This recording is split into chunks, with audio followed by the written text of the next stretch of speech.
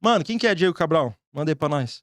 Cara, que pergunta forte. Ah, já de cara, mano. Aqui é Sou o Diego, só pergunta filosófica, irmão. Quem é Cortella, tio? marido da Bia. Diego é o marido da Bia, 28 anos. Tá ficando velho. Que isso. 28 anos. Nascido na periferia de Santo André, no lugar onde as oportunidades não chegam, são difíceis, entendeu? Passei por diversas dificuldades, mas através de muito esforço e oportunidade de Deus, a gente tem conseguido trilhar um caminho. E é o que a gente tá fazendo. Setor privado e público, hoje no governo. Mano, qual que é. Hoje o que que você faz, mano? Fala aí um pouquinho. Então, atualmente eu sou diretor de planejamento. Depois a gente volta que eu quero entrar nessa história da periferia, mano. Da sua história, das suas raízes. Vamos pra Quero cima. trocar uma ideia disso. Mas fala aí um pouquinho o que você faz hoje. Atualmente eu sou o diretor de planejamento e desenvolvimento urbano da cidade de Santo André, aqui no estado de São isso? Paulo, É uma quem das tá- maiores cidades do Quem país. tá com a caneta ali? Ah, Canetinha pá, tal.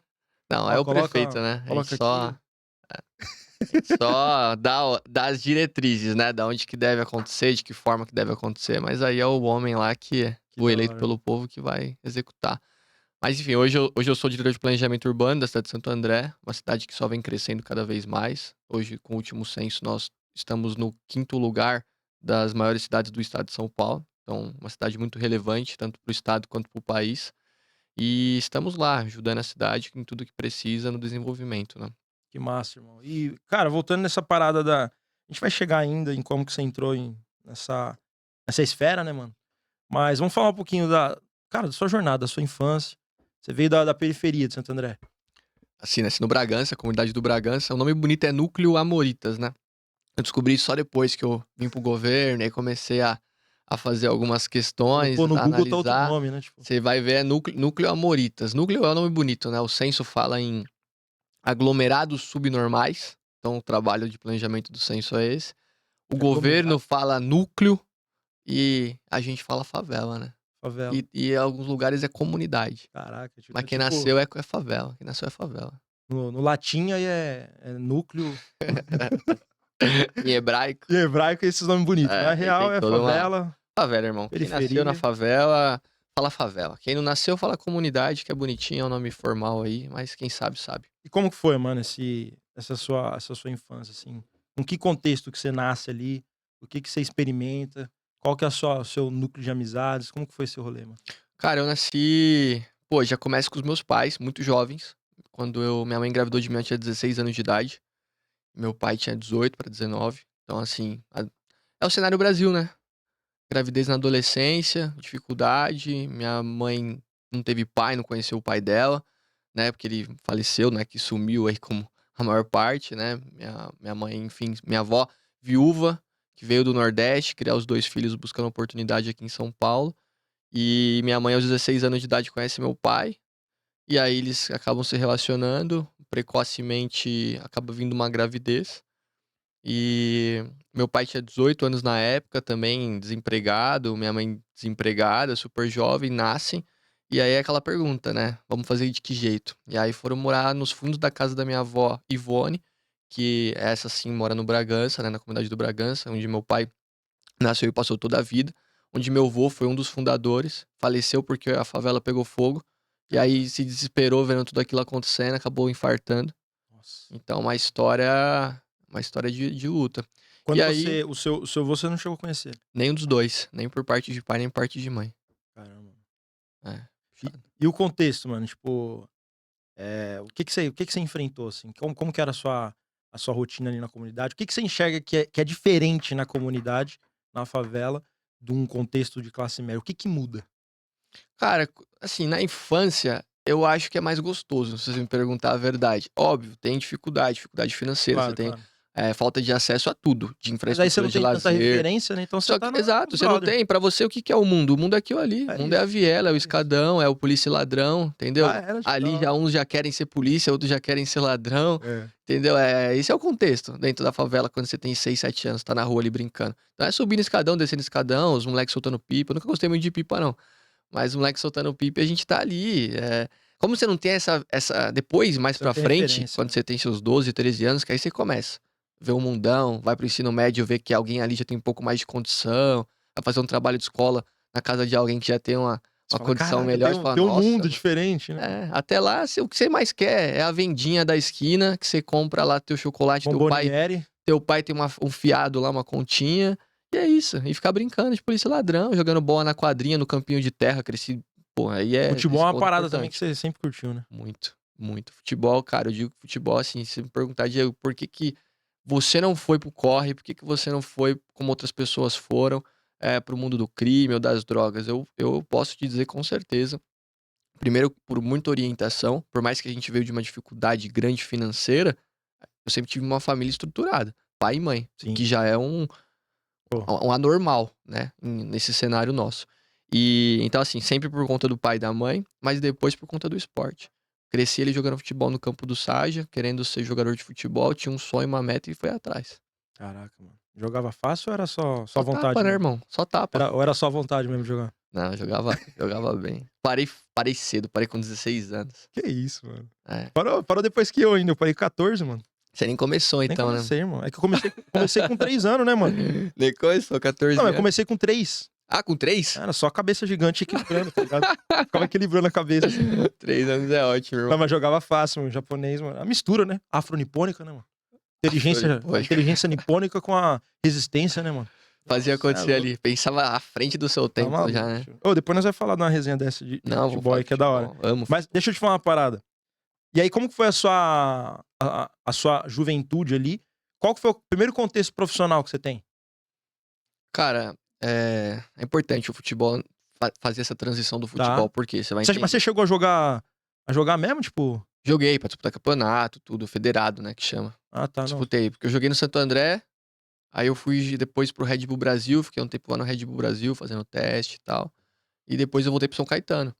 E aí quando eu voltei pro São Caetano aos 16 anos, foi quando eu desisti. E aí você vai entender por que que eu trouxe esse contexto pro meu lado profissional. Então com 16 anos era muito puxado. Pra quem conhece, eu pegava o T17 lá na Carijós, ia até a UniABC, que era o ponto final do T17. Nome de arma, mano. T17. Parece, né? É o busão, mano. Busão. Na época a passagem era 2,50, né? É, eu pegava em São Bernardo, era o 16 Alvarenga, pra eu ir pra casa e pra eu ir estudar depois no Amadeu, que eu estudava no Ruge. Alvarenga. É. Aí eu ia pro Ruge e depois voltava pra minha casa, o 16. Mas Mas é um você nome usava doido. o passe escolar, né? É, eu tinha umas paradinhas, né? Tinha os esquemas aí. Ah, sempre desenrolado, né, irmão? É, isso aí. Então, e aí eu pegava o T17, irmão, descia lá na UniABC e quem é da região sabe o rolê que é o seguinte, não pegar o ônibus. Pegar o ônibus até, porque aí eu descia no ponto final. Mas descia no ponto final do T17, que é ali na Avenida Industrial, descia na faculdade UniABC e ia andando até o Anacleto. Que isso. E Aí, era mais perto, mano. aí era o mais perto que eu conseguia fazer. Meu pai trabalhava já, todo mundo trabalhava, não tinha quem me levasse, né? Aí esse caminho demorava uns 40 minutos. 40 minutos pra ir, 40 minutos pra Caraca. voltar. Chegava na Anacleto, aí eu não... Putz, não vou pôr a culpa em ninguém, mas as coisas não aconteceram. Não integrou bem, o treinador tava com outra cabeça, por mais que ele já me conhecia, foi um convite dele que eu fui treinar no São Caetano. Aí cheguei lá e comecei a encontrar aquela dificuldade, né? Alguns já estão jogando, você tá correndo na arquibancada. Mas tinha outras oportunidades, eu poderia ter seguido em outros caminhos e eu optei. E aí, esse dia eu tava falando com isso de um amigo. Eu voltando nessas idas e vindas, 40 minutos de caminhada, a cabeça pensa, né? Sim. Então, eu lembro que um dia refletindo, voltando pra casa, falando, poxa, todo mundo jogando, não tô jogando, e não tem porquê, né, que eu tô mal, simplesmente tô sendo selecionado. Eu falei, vou parar com isso aqui. E aí eu cheguei em casa com essa decisão tomada, tomei a decisão, me inscrevi no CIE, e aí eu vou entrar na parte profissional. Me inscrevi no CIE, isso era uma quinta-feira. Na sexta-feira, os caras mandaram mensagem pra eu ir fazer uma seleção. Nunca tinha feito entrevista, né? 16 anos, acabei de fazer 16 anos, na verdade. Era muito, muito novo. E aí eu passei de Acostumado só com primeira, velho. peneira, né, de futebol. Só com peneira, só com peneira, só com peneira de futebol. E aí eu passei nessa primeira entrevista na empresa Santo André Telhas, que fica na Rua Caiobi, Jardim Estela, lá em Santo André, e aí já era, irmão. Aí ali comecei a trabalhar 16 anos, gostava da parte comercial, fazia acontecer. Você vira rápido a chave, né? Você vira bem, né? Tipo, nesse sentido, né? Irmão, foi. Agora, não sei como, foi... É. Tum. Depois eu... Já sou difícil. Não, depois eu senti, tá? Depois você começa a ver. Assim, eu amei. Meu dinheirinho, entendeu? Ah, lógico. Ganhava meus Tem 500 aquele- reais por mês, que o primeiro salário meu já foi comprar meu Acho que você Oakley. sente depois mesmo, né, mano? Só que depois... Mandou um Oakley mesmo? Mandei na Que Tentibit isso. direto. Você é louco. Falei, mãe, tinha 16 anos, né? Tinha nem cartão de crédito. Ganhei 500 reais da Santo André, que era a bolsa Bolsa Auxílio. Fui lá na Tente Beach, o Oakley, pra quem está nos ouvindo aí, que, que curtia a Oakley da Tente Beach, era 660. 160 devi pra minha mãe. No mês seguinte tive que completar. Oakley Caralho, Tiff. tio. Que massa, mano, que massa. Depois a gente vai fazer um dia, a gente vai fazer uma resenha aqui só com o Boleiro. Pra falar dessa humanidade por trás do futebol, cara. Porque a gente olha esse contexto de futebol e acha só, né? Não, não é. E, na É, verdade, é a minoria, né? Que tem essa. Chega, né? Nesse lugar de financeiro, esse lugar de reconhecimento. A maioria, cara, tá penando. Pra você ter uma noção da minha galera, assim, os amigos que eu fiz no futebol dos 9-5, eu sou 9-5, dos 9-5, cara, um tá num profissional hoje jogando lá na Europa, mas num time de segunda divisão, e ninguém, assim, que você fala, putz, despontou, arrebentou, assim. Não, é difícil. Eu tenho, acho que, uns dois também da minha época que eu cheguei a jogar e que. É que um também é sacanagem, né? Que é o menino Ney, né, mano? Joguei com o menino Ney, Você irmão. jogou com o Ney? Você tá maluco. Botava ele pra sambar. Não passava uma, tio. Eu tô brincando, tomei uns olhinhos dele também já. Mas nunca perdemos, hein? Jogamos acho 3 vezes lá na Vila. Foi 2 empates e 1 vitória. Você é louco. Só que era salão na época, né? O menino já era liso já. Tem vídeo disso aí, Cagão? Cara, não tem, né? Pode ser história de Aí fica pescador, fácil não. contar, né? Mas a gente. Você tá ligado que a gente tem uma régua, né? Que não me deixa mentir, né? Olha lá, tá ligado? É isso aí. Mas joguei. Eu joguei, mas joguei contra, não fui amigo do Gabigol, né? Mas a Bia tá contando aqui que eu joguei com o Gabigol, tá me lembrando. Não, mano, eu e Ney, mano, você é louco. Pegava o busão o T5384. Não, é resenha, mas eu joguei mesmo. resenha. Pior que eu não tenho, velho. Eu procurei vídeo, mas não tenho, velho. Senão eu ia Mas deve estourar. ter a sua, Eu já irmão. mandei, Deve ter a ia sua. meter um corte do podcast já, jogando com o Ney, pá, estoura. Mostra aí. Mas não tenho, cara. Pelo menos não achei ainda. Tem coisa que é pra ser especial mesmo, pra ficar só na nossa memória. Né? Não, Pra é ninguém da hora, ver. tio, é da hora. E aí, mano, aí você entrou no mundo profissional ali, corporativo, e lá você fazia o quê? Nessa Então, empresa aí? eu tinha acabado de fazer 16 anos, e lá é o seguinte, é uma fábrica, e que dentro da fábrica tem um comércio que vende agregados daquilo que é produzido na fábrica. Então a fábrica produzia telha, perfurados, corte e dobra, tudo isso que atende mais ao mercado da construção civil e serralheria. E a loja vendia todos os agregados disso, então atendia muito serralheiro. Meu grande foco de atendimento ali eram serralheiros. Então, pensa que um portão basculante de uma casa vai roldana, vai kit de cabo de aço, vai as fechaduras, vai o contrapeso. Então eu fiquei expert em tudo isso aí. Depois eu quis até comprar a lojinha mais pra frente. Empreendedor já Empreendedor nato. querendo, já comprar Empreendedor tudo. nato. Eu tenho uma história que, assim, né? Por mais que eu parei de jogar futebol e com 16 anos eu comecei a trabalhar lá na Santo André, e nessa área comercial, cara, eu sempre fui meio diferente, assim. Eu era aquele cara que assistia o Aprendiz, tava sempre acompanhando os Justos ali, assinei a Exame com 15 anos, eu recebia a revistinha da Exame Negócios. Caraca. Então era meio diferente nessa... Chegava na escola linha. de terninho, pá, os caramba. Isso não, né? Mas você tá ligado, né? Todo encorpado ali, empresário. Não, empresário.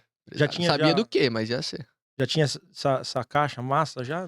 Não, já era até mais fera, né? Era agora tá mais. Agora tá mais difícil. Na época você tem tempo pra treinar, né? Não, boa, tio. Não, da hora. E aí, mano, tem uma coisa que quando eu olho pra você, eu sempre vejo, até nas nossas resenhas e tudo, você sempre foi um cara que conseguiu se desenvolver muito rápido profissionalmente, né? Rapidamente, onde você entrava ali, você consegue desenrolar e consegue ter um reconhecimento, conseguir subir de papel, né? E aí dali, como que foi depois pra você chegar? Porque eu conheço só a sua história ali na área de investimentos, depois você entrou na área de finanças e tudo mais, naquela empresa que estava antes, né, de ir Sim. pra política de fato. Mas resume pra gente, desse primeiro trabalho até essa jornada aí de quando você começou a ter um contato com pessoas num mundo totalmente diferente do que você nasceu, né? Mas como que foi essa jornada aí? Cara, foi desde cedo, a gente chama de turnaround, né? Sempre uns giros assim de carreira grande. Então, assim, com 16 até os 18, eu fiquei nessa oportunidade que eu tive na Santo André, que foi muito enriquecedora, né? Pensa que eu tinha ali a condição todos os dias de atender balcão, de gerenciar logística, de Sim. gerenciar estoque, de pedir. Ali Não, e no é meio do real. caminho demitiram o meu chefe. Aí, eu tinha 17 anos, ficou eu e o Silas e eu fiquei tocando a Que loja. isso, mano. Meu faturamento na época, assim, 17 anos. 120 mil reais, Jogando que era PlayStation bastante. e Era tipo Maluco. isso, era tipo isso. E tava ali, a milhão, fazendo as coisas acontecer. Então, isso gerou em mim um senso muito cedo de responsabilidade e de ter que me desenvolver. Eu tinha que entender sobre o meu estoque, eu tinha que atender bem meu cliente, era uma questão fatal.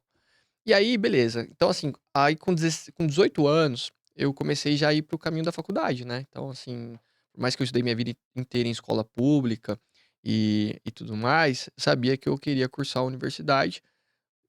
Universidade pública é muito distante, entendeu? É algo que a gente precisa na política ainda trabalhar muito para levar essa cultura de universidade pública para dentro do ensino público. Ela não existe. Hoje a universidade pública ela é voltada para o privado, para as escolas particulares. Então eu nunca participei, eu nunca fiz nenhum tipo de vestibular. Hoje eu estava até vindo para cá conversando Mas com a você fala Beatriz. isso pela defasagem educacional de uma pessoa que tá na escola pública e ir pra universidade pública. Dificuldade de 2 entrar. fatores. Um é essa questão da defasagem de fato, você tem um currículo que é muito deficitário, quando você vai chegar pra fazer o processo de FUVEST ou até mesmo o próprio Enem, você chega com uma carga de ensino muito inferior ao do privado, que tem uma nota mais elevada, mas sobretudo pela própria publicidade. Não é um fato comum você estar dentro de uma escola pública e alguém lá falar: "Meu, você vai prestar FUVEST? É. Você tá pensando em fazer Unicamp?" Isso não Vamos vai criar uma acontecer. jornada Não aqui. cria jornada, não você nem sabe que dia que é a data, não é pra você. Entendeu? Mas enfim, aí com 18 anos eu falei: "Pô, eu quero fazer faculdade", então eu estava já ali meio pensando o que que ia fazer, não fiz no primeiro ano, por conta do trabalho que eu tinha na Santo André, eu acabei ficando 1 ano sem fazer isso e fui fazer um curso no Senac de analista fiscal, porque eu queria me desenvolver também naquela área mais contábil da loja, então estava com esse foco. Depois que passou esse 1 ano, aí eu falei: "Pô, agora eu vou fazer faculdade". Aí eu, por conta da minha nota ter sido boa do Enem, eu consegui bolsa, né, e através de ter sido sempre aluno da escola pública, eu através do ProUni tive a oportunidade de cursar a FGV, na ESAGS, né, a Escola Superior de Administração e Gestão conveniada da FGV. Aí no momento em que eu entro pra FGV, ali abre a mente, entendeu? Eu falei: "Cara, eu não vou mais poder ficar naquela loja, eu vou ter que fazer estágio, agora estágio de nível superior, quero ir pra uma empresa maior Sim. e dar esses passos". Mas aí entra Deus na história, irmão. Aí entra Deus na história por quê? Eu fui, consegui ser aprovado, consegui a bolsa e comecei a universidade, cursar administração de empresas. No meu primeiro processo de estágio, eu fui aprovado em 2 empresas. Uma, Consórcio Intermunicipal do Grande ABC, setor de governo, uma autarquia do governo, e a outra a Scania. Meu pai é operário da Mercedes-Benz. Então, obviamente, ele falou pra mim o quê? Sim. Você tem que escolher a Scania, plano de carreira, condição de crescer e tudo mais. E, cara, ali eu já comecei a sentir um incômodo e falei: "Cara, mas, pô, gestão pública, ninguém quer saber da gestão pública, ninguém sabe como isso funciona, é muito distante". E é meu primeiro semestre de faculdade. Então, assim, eu vou optar para ir para administração pública, quero conhecer, já gostava um pouco também da administração. Então eu optei por não ir para a Scania, eu recusei ir para a Scania, fui para o consórcio intermunicipal do Grande ABC, para ser estagiário da diretoria de programas e projetos. E como estagiário da diretoria de programas e projetos, eu tive oportunidades, assim, fenomenais de inserção num cenário político, importante daquele momento da nossa região no Grande ABC, que estava discutindo, Rodoanel, estava se discutindo Universidade Federal do Grande ABC, então grandes projetos de infraestrutura que teriam impacto na região. E o consórcio, eu não expliquei o que é, mas o consórcio ele é uma autarquia que representa 7 cidades do Grande ABC, então em sinergia na busca de oportunidades de projetos ou também de recursos no governo do estado ou federal, as 7 cidades se unem, né, de maneira consorciada para pleitear isso ou até administrar um projeto que seja de interesse regional. Então, eu vi a grandeza em estar ali, e de fato foi grande. Eu estive, tive acesso aí ali começa a Mas foi pergunta que foi você ali fez. mas foi ali que você começa a ter mais desejo por esse ambiente político ou sempre teve? Olha, foi ali que eu vi que eu tinha condição de contribuir. Por quê? O consórcio ele tinha diversos GTs, que são grupos de trabalho, então segmentado: educação, esporte, desenvolvimento econômico. Esses GTs, que eram compostos por pessoas das prefeituras, então cada prefeitura indicava um secretário que toca aquela pasta, que se reunia com o GT para discutir regionalmente. Então, sai da tua caixinha da tua prefeitura, da tua cidade e vem discutir a região, que é um fato necessário, né? Muitos dos problemas ou das oportunidades, elas são sinérgicas e elas são regionais, não são apenas setoriais. Então eu comecei a ver que aquilo dali tinha grande valia. E aí eu comecei a ter a oportunidade de participar dessas reuniões, ser o relator dessas reuniões, estar próximo dos secretários. Hora ou outra, embora fosse apenas um estagiário, fazia proposituras, dava ideias, trabalhava que nem um maluco, não ganhava R$ 1 a mais. Mas, meu, vai fazer a campanha da dengue regional, Bora. tem que ir lá pro Zaira e Mauá, vamos. Se vestia de mosquitinho. É, quase isso, mas vamos. E participava de tudo. E aí, dentro do consórcio, ainda como estagiário, eu tive a oportunidade, por exemplo, de, na época, estar na mesa com o próprio Kassab enquanto ministro das cidades, de estar com o Luciano Coutinho enquanto presidente do BNDES, de estar com a Miriam Belchior enquanto ministra do Planejamento. Então, olha só esses nomes que naquela configuração eram nomes tomadores de decisão do nível nacional, né? E eu estava ali como um estagiário com 19 anos à época, e ouvindo, bebendo dessa fonte, podendo, hora ou outra, participar com algum tipo de interlocução. Então ali eu comecei a me sentir, eh comecei a me sentir como alguém que estava tendo a oportunidade que outras pessoas não teriam. Nessa época você ainda morava lá na comunidade. Morava no então, o que acontece, eu nasci lá no Bragança, fiquei lá até os meus 5 anos de idade na casa da minha Aham. avó Ivone, e depois eu fui morar nos fundos da casa da minha avó Maria, que aí é também numa comunidade que é o Núcleo Apucarana, Tá. que fica bem próximo também do Bragança ali, porque no caso da minha avó Maria, ela tinha já uma estrutura melhor de casa para que os meus pais pudessem viver, Tá. embora fosse muito pequeno, né, eu conto que ninguém sabe, né, então assim, os meus pais foram morar no fundo, porão. É, pra resumir é porão. Foram morar no fundo da casa da minha avó, lá no porão, pra poder tentar se erguer, entendeu? Então juntar um dinheiro. E eu morava com a minha avó. Então, na casa de cima. Na casa de baixo, porão, meus pais viveram. Tô falando de, sei lá, deve ter 20, nem 20, 15 metros quadrados. Era a casa deles durante, cara, 16 anos, entendeu? Caramba. Da minha vida. E eu dormia com a minha avó. Você perguntava, pô, você teve quarto? Tive quarto. Quando eu fiz 17 anos, eu tive um quarto. Até lá, minha avó numa cama e eu na outra. Doideira, É. doideira. E aí, que isso devia ser louco na cabeça de um você tinha quantos anos quando você estava estagiando lá no Tinha 19 no consórcio. 19? Tipo, você tinha todo dia você tinha contato com 2 realidades muito diferentes, né? Na Faria Lima mais, né? Ah, tá. Na Mas Faria mas eu Lima falo mais. assim, o ambiente político, né? Ah, Do isso nada você sim. tá no ambiente político, uma galera pá, daqui a pouco você volta pra dormir, É, né, num é, ambiente totalmente diferente. E isso te energizava mais ainda, mano? energizava. Energizava, porque eu falei: "Cara, se eu, que não sou ninguém, que vim desse lugar que onde a oportunidade não bate na porta de ninguém, onde eu só vejo as pessoas reclamando e com razão, buscando oportunidade, e eu tô aqui na frente dessas pessoas que podem fazer essa realidade ser mudada, putz, isso aqui é só o começo". E eu Massa, só tinha 19 anos. massa. Aí pra gente fechar essa sua jornada, profissional, né, aí você foi ali você ficou quanto tempo? Fiquei no consórcio 2 anos como estagiário, e por mais que eu gostava muito da administração, eu sabia, e aí foi uma pergunta que me foi feita e eu não te contei no começo. Quando eu fiz o processo de seleção para o consórcio, a a moça do RH falou o seguinte, a Cida, né, lembro dela até hoje, ela falou assim: "Diego, tudo bem se foi aprovado e tal, mas eu preciso só fazer novamente uma pergunta para você. Aqui não tem chance nenhuma de efetivação, que é um órgão público, ou você vai ser concursado ou acabou. Mesmo assim você quer?" E eu falei: "Não, eu quero pelo conhecimento para aprender". Então eu entrei no dia 1 no consórcio sabendo que aquilo seria temporário, que eu tinha um prazo de validade para absorver conhecimento, propor e contribuir com ideias daquilo que eu pudesse, mas depois eu iria pra iniciativa privada, até porque, eh, a minha faculdade, tudo que a gente estava fazendo, meus amigos, todos já estavam em bancos, né, optaram por um caminho para o setor privado. O setor público não é fácil, amigo, não é uma coisa simples não, né, além dos desafios e da complexidade dos desafios, ele também, em questões financeiras, né, não paga tão bem quanto o Sim. privado, então tinham vários caminhos ali que, hora ou outra, eu ficava em dúvida. E aí, eu tinha muito claro que acabando o meu contrato de estágio dos 2 anos no consórcio, eu iria embora.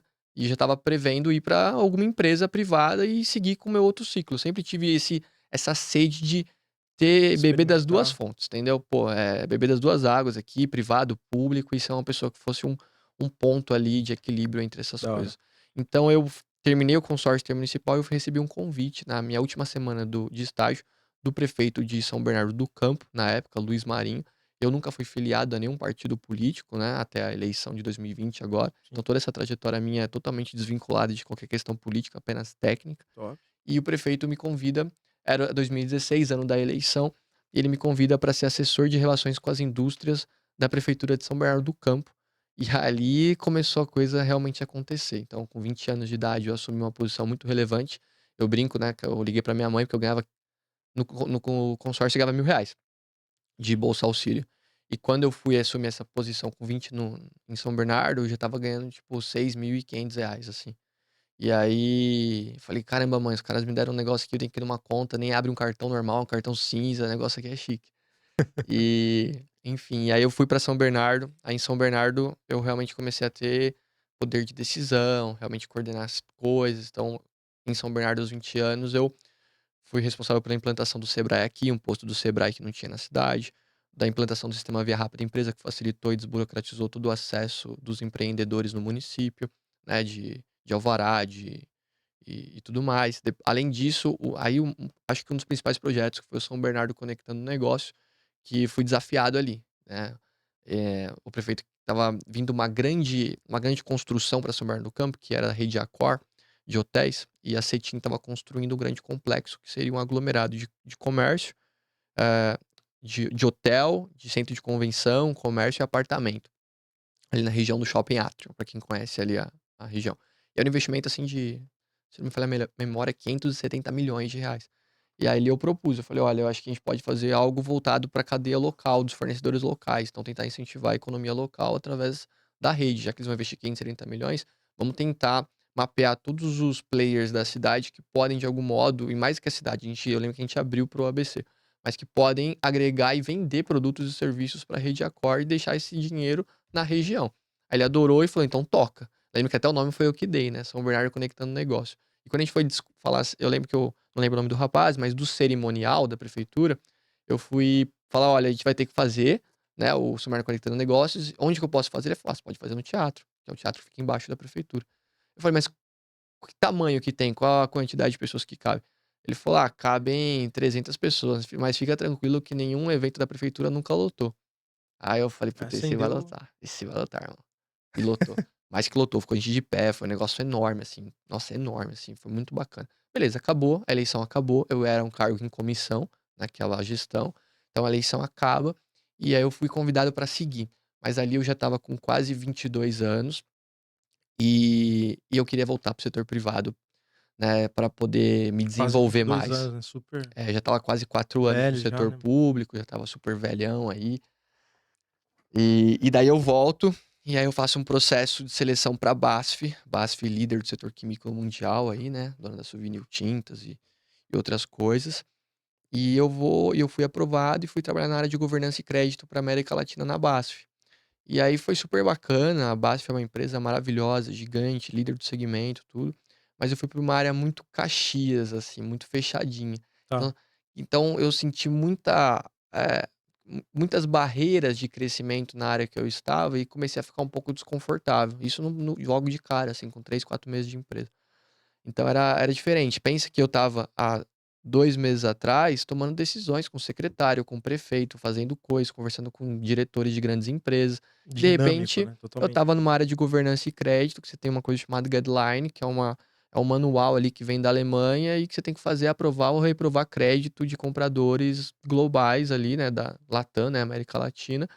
E não tem muito poder, é um Excelzão todo dia, teu Outlook é aberto e é isso que você vai fazer aqui todos os dias. Em algum momento você vai ter oportunidade, mas esse momento demorava mais, né, pela empresa. E aquilo começou a me sufocar, porque eu já tinha experimentado da dinâmica. Por mais que olha só o que eu tô te dizendo, que a dinâmica do setor público estava mais, Aquilo. forte e rápida do que do setor privado. Mas essa era a minha área, Sim, tá. sim, Talvez se eu sim, tivesse sim. em outra área, talvez tivesse sido diferente. E aí eu E começo a autonomia também, né? Acho que era o que você experimentou, né? Você experimentou autonomia. autonomia, né, no setor público. Sim, sim, exato. E aí, de repente, o setor privado ali, você é uma peça do processo, né? É. E aí, Kagawa, eu na BASF, já nesse processo de: "Caraca, o que que eu vou fazer? Vou tentar migrar de área ou vai aparecer uma oportunidade diferente?". Apareceu uma oportunidade na Faria Lima, né, eu já conhecia o gestor que foi tocar um fundo dentro da HSI, Hemisfério Sul Investimentos, na época líder, acho que ainda é líder do segmento de real estate do mercado imobiliário. Então o setor de investimento de mercado imobiliário, eles são muito fortes, galpões e shopping centers. E eles tinham uma operação com a PDG, que chegou a ser a maior construtora do Brasil, e a PDG passou por um processo de recuperação judicial, de RJ. No processo de RJ, a HSI tinha ali suas garantias, né, que eram 5.000, lembro até hoje, né, tanto que isso 5.117 unidades, maior parte residencial e uma pequena parte comercial, separada pelo Brasil todo. E eles tinham que fazer o quê? Desovar aquele estoque e executar. Então eles fizeram uma continha básica, ou a gente vai mandar todas as nossas garantias a leilão, ou a gente vai montar uma startup, uma operação enxuta, para tocar isso aqui em 2, 3 anos a gente liquidar o ativo.